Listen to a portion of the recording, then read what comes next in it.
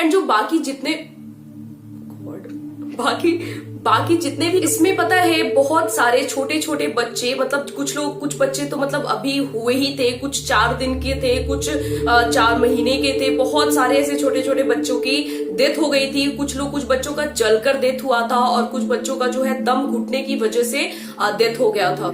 Hi everyone, welcome back to my channel. तो आज का वीडियो बहुत स्पेशल और बहुत अजीब सा होने वाला है, क्योंकि इस कहानी को सुनकर मुझे खुद से ही अजीब सी आने लगी थी। क्या बोलते हैं उसको, जो भी बोलते हैं। ओके, तो आज का अगेन एक हॉरर स्टोरी है जो कि मेरी एक सब्सक्राइबर ने मुझे यूट्यूब के कमेंट सेक्शन में शेयर किया है। तो आप भी अपनी स्टोरीज ना कमेंट सेक्शन में और मुझे इंस्टाग्राम पे भी शेयर कर सकते हैं। आपको जानना है कि मैंने लिपस्टिक कौन सा यूज किया है तो मैं आपको बता दूं, ये है मार्स का मैट लिपस्टिक, जो कि मेरा one of my favourite nude lipstick है, जिसका शेड 22 है। तो अगर आप लेना चाहो तो ले सकते हो। डिस्क्रिप्शन में मैं लिंक दे दूंगी। एंड स्ट्रेटनर मैंने बाल को स्ट्रेट करने के लिए यूज किया, ये वेगा का स्ट्रेटनर, इसका भी लिंक मैं डिस्क्रिप्शन में दे दूंगी आपको।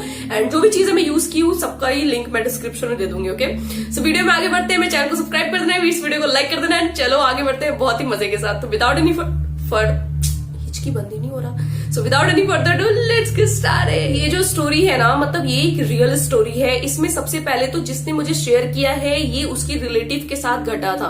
वो जो लेडी थी ना, वो जो लड़की थी ना, वो मतलब नर्सिंग का जॉब करती थी। ठीक है, मतलब नर्स थी। तो अभी ना उसने रिसेंटली में ही उसने एक हॉस्पिटल में अपना काम शुरू किया था, जिसको गए हुए ज्यादा से ज्यादा एक हफ्ते ही हुए थे उस हॉस्पिटल में गए हुए।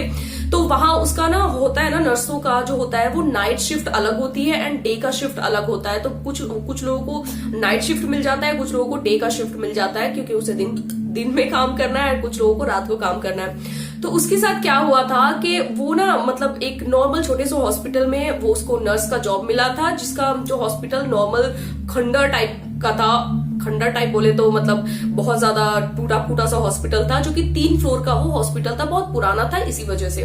तो वहां उसकी ना मतलब 1 हफ्ता काम किए हुए हो गया था। एंड उसके साथ बहुत अजीब सी घटनाएं, मेरी हिचकी रुक नहीं रही है पता नहीं क्यों। उसके साथ अजीब सी घटनाएं हुई क्या, वो मैं आपको बताती हूँ।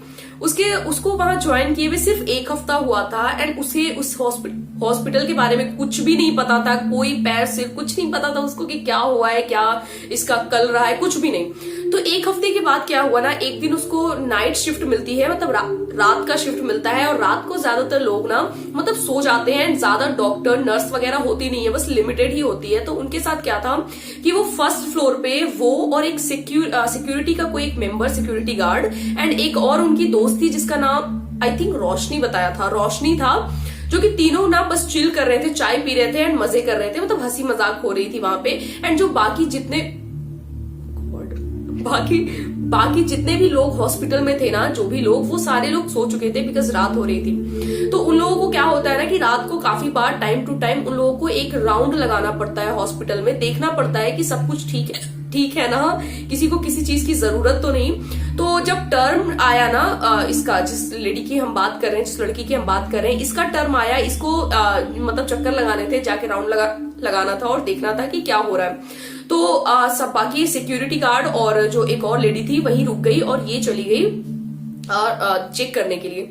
जब ये जाती है चेक करने के लिए तो फर्स्ट फ्लोर पे इसने राउंड लगाया, देखा सारे लोग, सारे जो मरीज, सारे जो भी लोग हैं वो सो रहे हैं। एंड फिर उसने यही सब देखते हुए फिर वो 2nd फ्लोर पे चली गई। जब वो 2nd फ्लोर पे जाकर चेक कर रही होती है ना, तो उसका कहना ये था कि वो जब 2nd फ्लोर पे गई ना, तो मतलब वो 2nd फ्लोर पे इतनी शांति थी, रात का टाइम था और इतनी ज्यादा शांति थी कि वो जब चल रही थी ना, तो उसके पैरों का आवाज भी आ रहा था, मतलब कदमों की आवाज भी साथ साथ आ रही थी। और चारों तरफ बिल्कुल शांति थी, एकदम शांत। और वहां पे लोग भी काफी कम थे, मतलब 2nd फ्लोर पे जो लोग थे ना, जो मरीज थे वो भी कम थे, पेशेंट की भी कमी थी। एंड क्या हो रहा था ना कि जैसे ही वो चेक कर रही थी ना, उसे ना एक बच्चे के रोने की आवाज आती है, छोटे बच्चे की रोने की आवाज। तो उसे लगा कि मतलब उसे कहीं ना कहीं गड़बड़ लगा, क्योंकि उस पूरे हॉस्पिटल में कोई भी ऐसा बच्चा नहीं था, बच्चे का मतलब था ही नहीं वहां।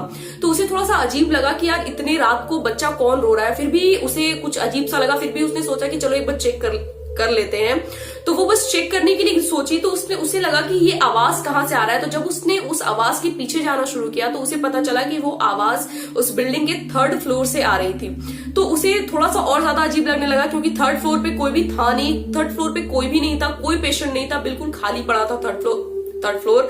तो उसे लगा कि पता नहीं क्या हो रहा है, तो फिर भी वो डरते डरते किसी तरह वो धीरे धीरे थर्ड फ्लोर पे गई, और उसे पता नहीं था क्योंकि बहुत सारे रूम होते हैं हॉस्पिटल में, तो वो उस आवाज के पीछे गई। तो एक रूम से उसे आवाज मिली, तो वो उस रूम के पीछे पीछे गई और उस रूम के अंदर गई। तब उसने देखा कि वो पूरा जो कॉरिडोर था ना, मतलब वो पूरा इलाका, वो पूरी जगह थर्ड फ्लोर का बिल्कुल सन्नाटा छाया हुआ था, बिल्कुल कोई आवाज नहीं, चारों तरफ अंधेरा था।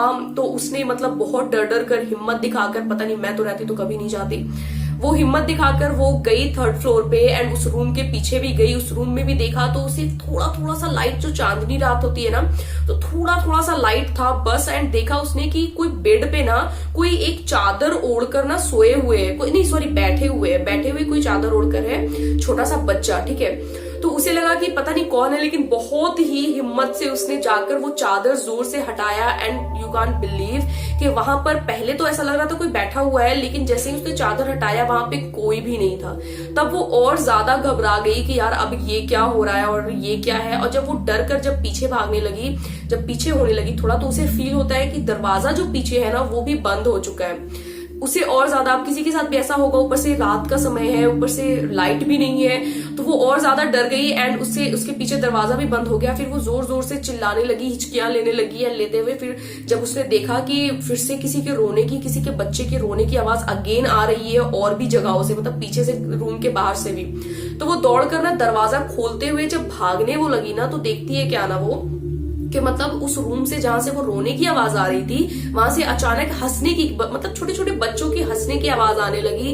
एंड वो लिटरली बहुत ज्यादा पैनिक हो चुकी थी, पैनिक मोड में जा चुकी थी। वो डरते डरते वहां से जब भागने की कोशिश कर रही थी, तब उसने जब पीछे मुड़कर देखा तो वो देखती है कि छोटे छोटे कुछ बड़े बच्चे, कुछ छोटे बच्चे, बड़े इन द सेंस की मतलब कुछ 5-6 साल के बच्चे, कुछ 4-5 महीने के बच्चे, कुछ मतलब 1-2 साल के बच्चे, छोटे छोटे बहुत सारे बच्चे उसकी तरफ आ रहे हैं रोते हुए और कुछ हंसते हुए ऐसे उसकी तरफ आ रहे हैं। तब वो और ज्यादा डर गई कि मतलब ये क्या हो रहा है। किसी को भी किसी के साथ भी ऐसा होगा, वो डरते डरते जब ये सब देखती है ना, तो वो चिल्लाकर वहां से मतलब उस जगह से भागती है। जब वो मतलब सीढ़ियों से उतरने लगती है थर्ड फ्लोर से सेकंड फ्लोर पे उतरने के लिए, तो वो डर के मारे इतनी ज्यादा वो पैनिक मोड में जा चुकी थी कि वो सीढ़ियों से भी गिर जाती है, गिरते हुए लेकिन किसी तरह भी गिर उठकर वो जो है सेकंड फ्लोर पर पहुंचती है। तब वो उनकी मतलब जब वो चिल्ला रही थी ना, जब वो जोर जोर से, तो वो जो सिक्योरिटी गार्ड के जो अंकल थे ना, वो सेकंड फ्लोर पर आ चुके थे उसे देखने के लिए। तो जब वो नहीं मिली ना, तो वो लड़की मतलब दौड़कर उसके पास जाती है और वो अंकल उनसे पूछते हैं कि बेटा क्या हुआ, क्यों डर रही हो, क्यों। तो उसने बोला कि मतलब हिचकिचाते हुए बोला कि वो बच्चे, वो रूम, वो रो हंस रहे हैं ऐसे वैसे करके। तो लेकिन सिक्योरिटी अंकल ने कुछ नहीं समझा, वो जो गार्ड अंकल थे, सिक्योरिटी अंकल बोल रहे, वो कुछ नहीं समझा। उसे किसी तरह शांत करवाया गया है, बोला डरो मत। उसे किसी तरह फर्स्ट फ्लोर पे लेकर आया वो अंकल। एंड वहां पे वो लड़की, रोशनी शायद नाम था, वो भी बैठी हुई थी। तो उस लड़की को बैठाकर पहले चाय वाय दिया गया, उसे पहले कूल डाउन किया गया। कि उसके बाद उन लोगों ने पूछा कि बताओ क्या हुआ। तो उस लड़की ने अपने जो भी उसके साथ इंसिडेंट हुआ था, कि मैं पहले वहां गई, बच्चों का जो भी मतलब जितनी सारी इंसिडेंट थी उससे सारी चीज बताया। तो सिक्योरिटी गार्ड ने उनसे बोला भी कि तुम्हें जब ऐसा हुआ तो हम लोगों को बताना चाहिए था, तुम्हें अकेले नहीं जाना चाहिए था। तो उस लड़की ने ही पूछा कि ऐसा क्या है, मतलब ऐसा क्यों हो रहा है मेरे साथ और क्या है आखिर वो थर्ड फ्लोर पे। एंड तो उन्हें सिक्योरिटी गार्ड और वो जो लेडी थी ना, वो दोनों मिलकर बताती है कि यहाँ पर एक इंसिडेंट हुआ था। तब जाकर राज खुलता है उसके सामने कि यहाँ पे एक इंसिडेंट काफी सालों पहले हुआ था। तो उस लड़की को भी मतलब होता है ना कि आखिर क्या हुआ था, और कहीं भी कुछ भी ऐसे भूतिया ऐसे ही नहीं हो जाता, कुछ ना कुछ उसके पीछे एक हिस्ट्री छुपी हुई होती है। तो उस लड़की को बताया गया कि यहाँ पर ऐसा हुआ था ना कि पहले यहाँ पे बच्चों का भी मतलब बच्चे भी यहाँ पर रहते थे, एडमिट रहते थे। तो क्योंकि यहाँ पे बच्चे भी एडमिट रहते थे, तो थर्ड फ्लोर पे कुछ सालों पहले हुआ था कि थर्ड फ्लोर पे बहुत सारे बच्चे साथ में एडमिट थे।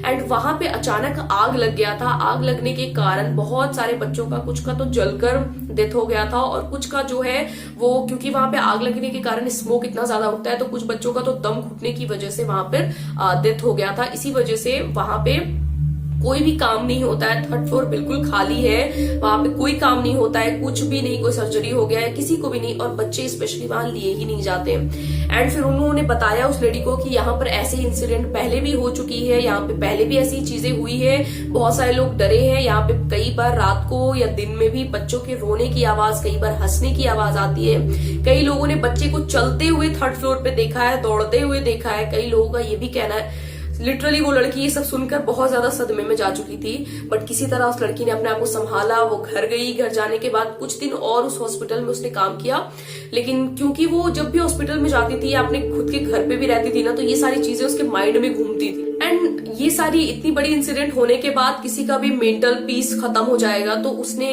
फाइनली ये डिसाइड किया कि अगर ऐसा सब कुछ है तो मैं उस हॉस्पिटल में अब काम नहीं करूंगी। एंड फाइनली उसने उस हॉस्पिटल को छोड़ दिया एंड कहीं और अब वो जॉब करती है। लेकिन उस लड़की का ये भी कहना है कि मैंने छोड़ तो दिया था, बट जब भी मैं घर पे भी रहती थी ना, तो मुझे ऐसा लगता था कि वो बच्चे मेरे पास आ रहे हैं, वो बच्चे मेरे को मतलब टच कर रहे हैं, वो हंस रहे हैं। मतलब कई बार उसने सपने में भी ये देखा था और अपने घर में भी ये फील किया था। तो ये तो मतलब घर में नहीं हो सकता है, क्योंकि वो काफी ज्यादा डरी हुई थी, तो इसीलिए उसके साथ ऐसा हुआ होगा, ऐसा सोच लिया होगा उसने। तो ये काफी ज्यादा अजीब सी स्टोरी है, बहुत ही क्रीपी सा है। तो मैंने खुद सुना तो मेरे को बहुत अजीब सा लगा था। तो आई होप ये वीडियो आपको पसंद आया होगा, ये स्टोरी आपको अच्छी लगी होगी। मुझे तो काफी अजीब सी लगी, लेकिन अच्छी भी लगी, सुनने में पढ़ने में अच्छी लगी थी, तो इसलिए मैंने आपके साथ शेयर किया। अगर आप भी चाहते हो आपकी भी स्टोरी मेरे इस चैनल पर आए, आपकी रियल हॉरर एक्सपीरियंस या आपके कोई रिलेटिव की कुछ हो, तो आप मुझे यूट्यूब के खुद के कमेंट सेक्शन में भी शेयर कर सकते हो। इसी के कमेंट सेक्शन में शेयर कर दो, तो जिसकी भी अच्छी इंटरेस्टिंग रहेगी तो मैं उसे अपने अगली वीडियो में लूंगी। आई होप ये वीडियो आपको अच्छा लगा होगा। जाके मुझे इंस्टाग्राम पे फॉलो कर लो, वहां पे भी शेयर कर सकते हो। सब्सक्राइब तो अभी तक कर ही दिया होगा, लाइक कर देना, उससे बहुत ज्यादा मोटिवेशन बढ़ता है। So thank you so much video पूरा देखने के लिए, and bye bye, take care. And situation अभी तो सब नॉर्मल चल रहा है, फिर भी सेफ रहो और घर पे रहो। Bye, take care and I love you all guys. Bye bye.